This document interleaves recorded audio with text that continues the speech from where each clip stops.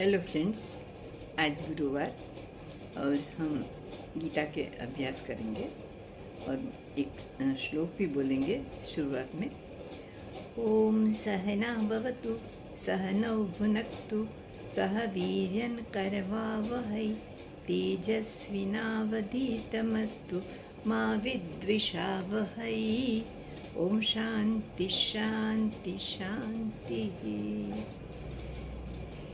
Now, only 3 versas are remain to be done on the second chapter, and the first one that we are taking is 70, and it is in 3 stup chand.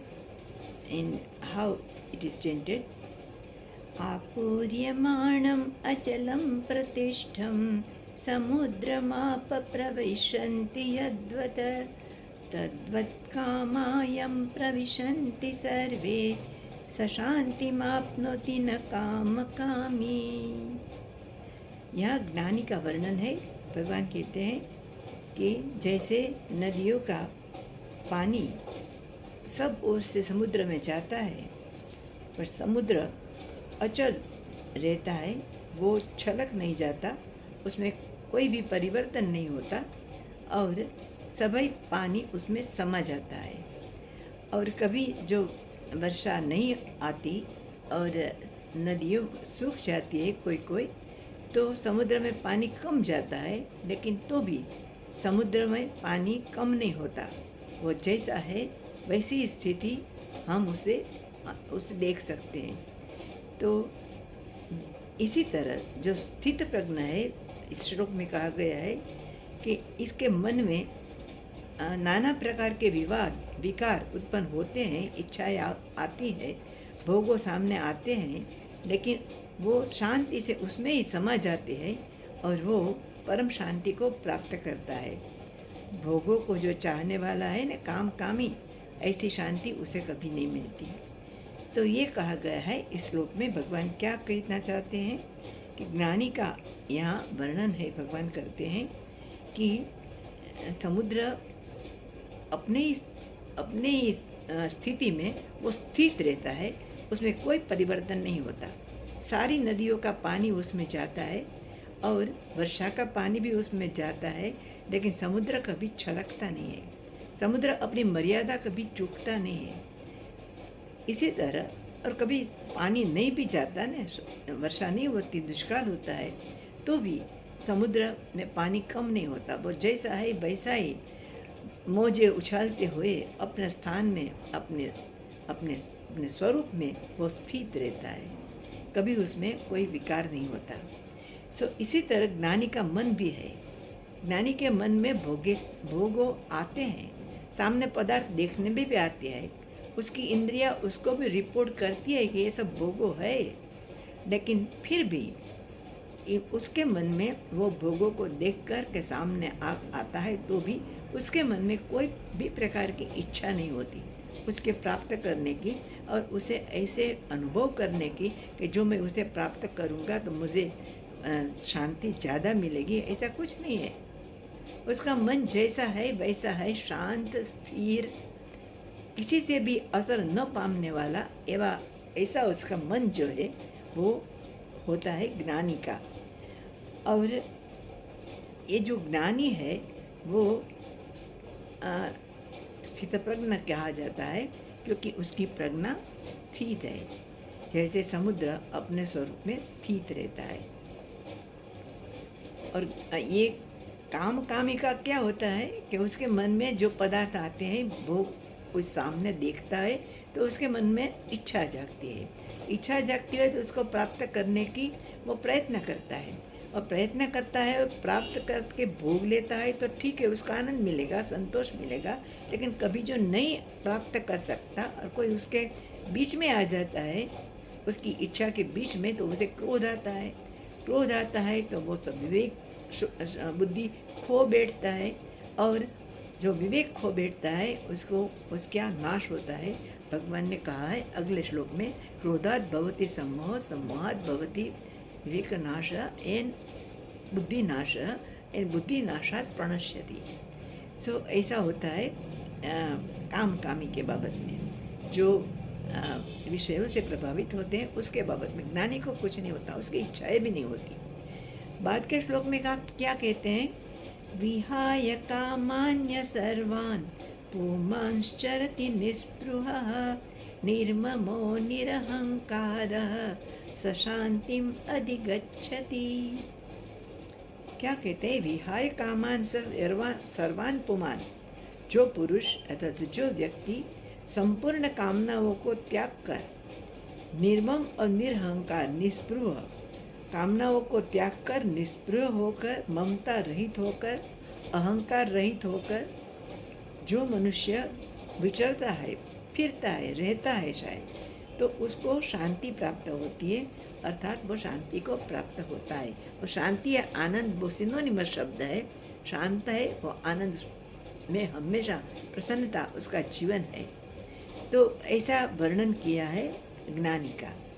भगवान क्या कहते हैं कि ज्ञानी कैसा होता है? तो उसकी कोई इच्छाएं होती ही नहीं। सामान्य मनुष्य को तो बहुत इच्छाएं होती है। क्यों इच्छा होती है? क्योंकि उसको अधूरप लगती है, वो अपने आप से संतुष्ट नहीं है।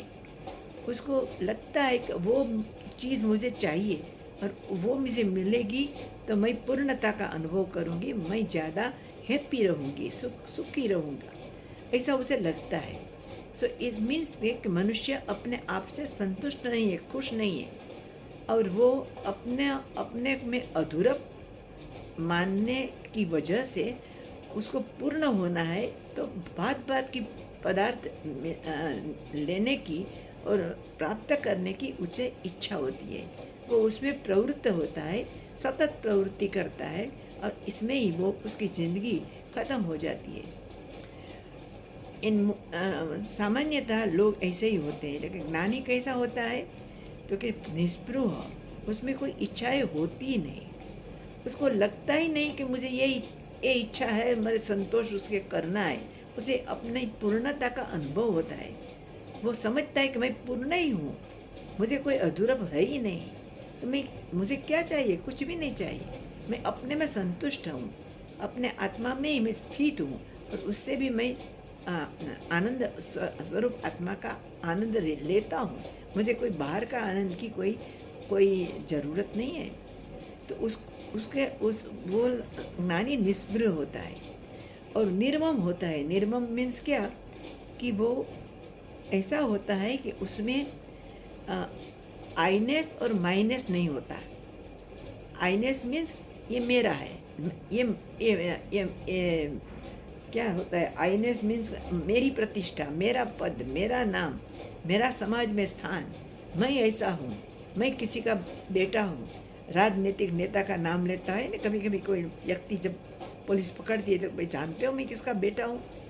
इस मीन्स के उसको अहंकार है, वो निर्मम नहीं है, उसको है आईनेस कि मैं कुछ हूँ, किसी का बेटा हूँ, किसी का नीस हूँ, किसी का नेव्यू हूँ, और ये मेरा ज्ञान हो, मेरा पद है, मेरा प्रतिष्ठा है, ऐसे मैं हूँ।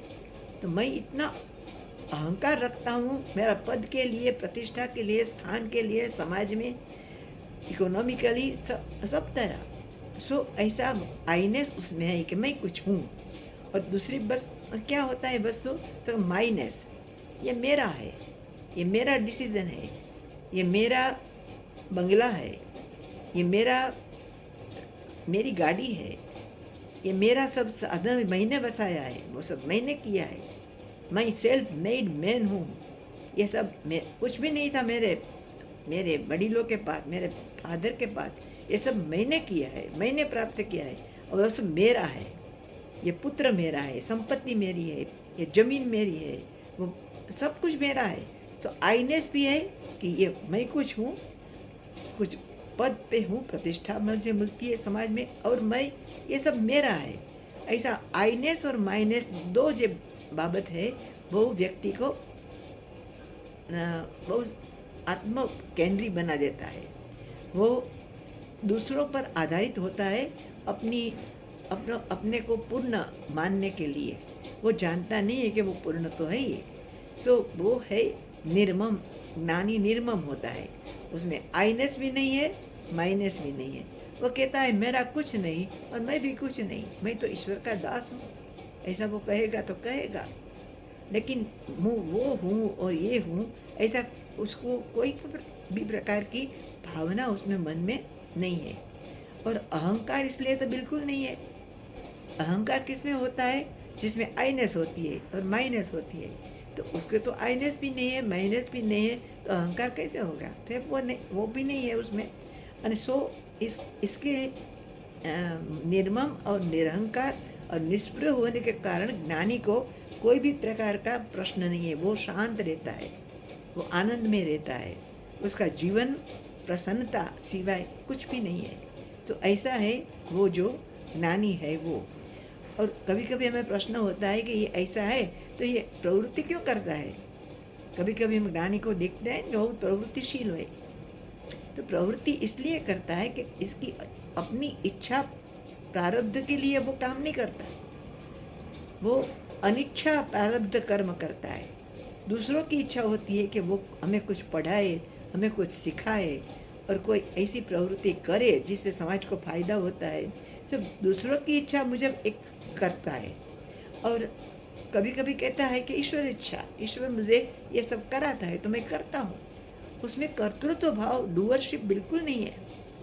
कर्मयोगी में है, हमने देखा है ना।